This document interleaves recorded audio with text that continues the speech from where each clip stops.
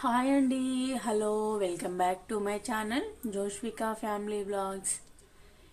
ఈరోజు అయితే టమాటో రోటి పచ్చడి చూపించబోతున్నానండి. పల్లీలు, నువ్వులు ఇలాంటి ఏవి లేకుండా నేను న్యాచురల్గా అయితే పచ్చిమిర్చి టమాటాలతోనైతే నేను పచ్చిమిర్చి రోటి పచ్చడి అయితే చూపించబోతున్నాను. ఈ పచ్చడి వేడివేడి అన్నంలో చాలా బాగుంటుందండి.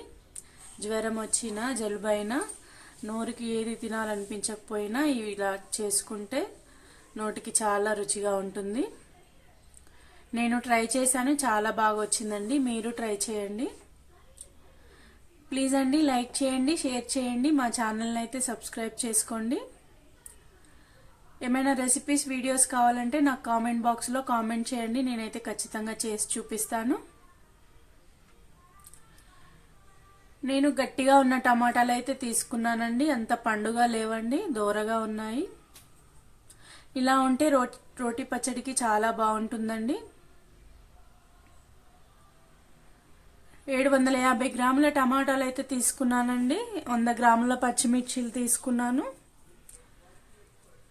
ఈ పచ్చిమిర్చి వచ్చేసి ఘాటుగానే ఉన్నాయండి.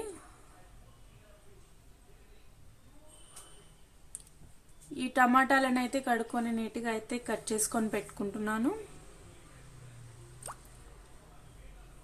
పచ్చిమిర్చిని కూడా నీట్గా కడుక్కొని తొడిమలు అయితే తీసుకొని ఉంచుకున్నానండి.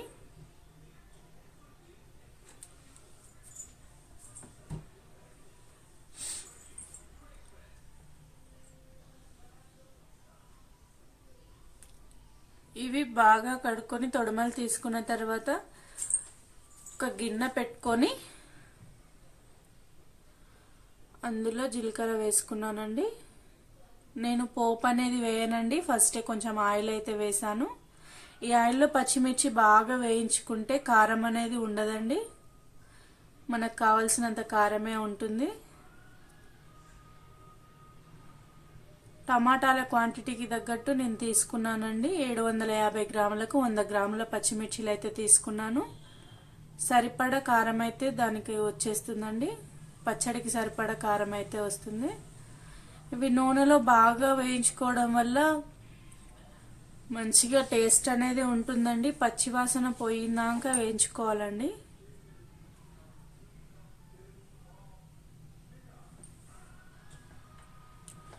పచ్చిమిర్చి అనేది బాగా క్రిస్పీగా అయిపోతే చాలా బాగుంటుందండి. మాడకుండా మంచిగా వేయించుకోవాలండి.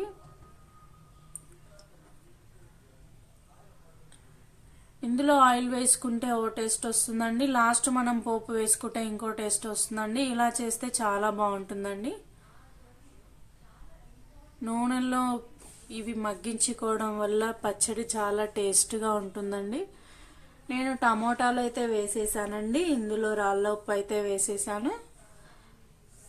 ఇవి బాగా మగ్గించుకుంటానండి, మాడకుండా ముక్కలు అనేవి మెత్తగా అయిపోవాలి.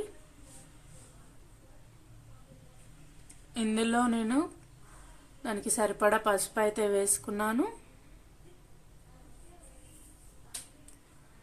ఇప్పుడు ఒక ఎల్లిగడ్డ తీసుకొని దాన్ని అయితే ఒలుచుకున్నానండి. రోటి పచ్చడి అని చెప్పాను కదా, రోల్ అయితే శుభ్రం చేసి పెట్టుకున్నాను. ఒక ఎల్లిపాయను బాగా కడిగి నేనైతే ఎల్లిపాయనైతే దంచుకున్నానండి. అంత మెత్తగా కావాల్సిన అవసరం లేదండి, కచ్చా పచ్చాగా దంచుకుంటే సరిపోతుంది. అలాగే పచ్చిమిర్చిని కూడా దంచుకుంటున్నాను. ఈ పచ్చిమిర్చి ఎల్లిపాయ కాంబినేషన్ అనేది చాలా బాగుంటుందండి. ఈ కాంబినేషన్తో మనమైతే బిర్యానీలో కూడా తినొచ్చండి, ఇలా చాలా బాగుంటుంది.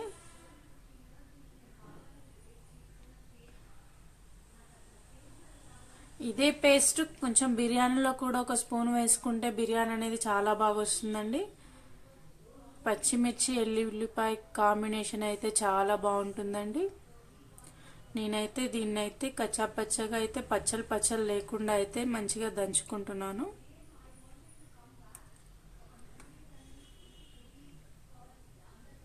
పెద్ద పెద్ద ముక్కలు లేకుండా మంచిగా, మరీ మెత్తగా కాకుండా మరీ ముక్కలు కాకుండా దంచుకోవాలండి. దంచుకునేటప్పుడు కాస్త జాగ్రత్తగా ఉండాలండి, లేకపోతే కారం అనేది చిల్లి కళ్ళల్లో పడుతుంది, మొహంపై పడుతుంది. నేనైతే ఈ పచ్చిమిర్చిని అయితే ప్లేట్లోకి తీసుకున్నాను, ఎందుకంటే టమాటాలు అనేవి మెదగవండి. ఇలా టమాటాలు మెదిపిన తర్వాత అందులో నేను కలిపేస్తాను. టమాటాలు అయితే ఇలా సాఫ్ట్గా అయితే మనం చేసుకోవాలండి. ఇలా ఉంటేనే ముక్క అనేది మంచిగా మెదుగుతుంది, లేకపోతే పచ్చడి అనేది పచ్చలుగానే ఉంటుంది. ఈ రాయి కింద నలిగి టేస్ట్ అనేది చాలా బాగుంటుందండి. ఈ పచ్చడి వేడివేడి అన్నంలో వేసుకొని తింటే చాలా బాగుంటుందండి. దోశ చపాతీకి కూడా చాలా బాగుంటుందండి.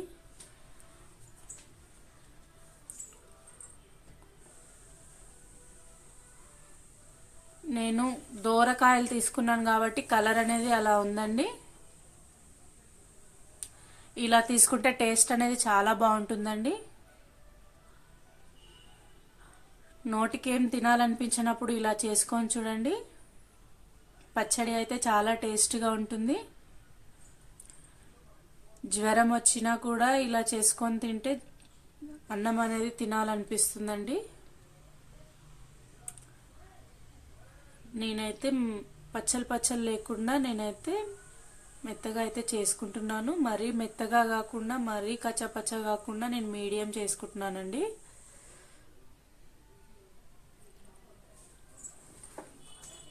ఇందులో కొంచెం కొత్తిమీర అయితే వేస్తానండి.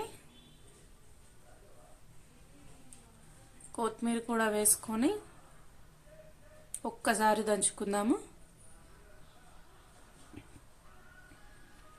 మీకేమైనా రెసిపీస్ వీడియోస్ కావాలంటే నాకు కామెంట్ బాక్స్లో కామెంట్ చేయండి, నేను ఖచ్చితంగా చేసి చూపిస్తాను.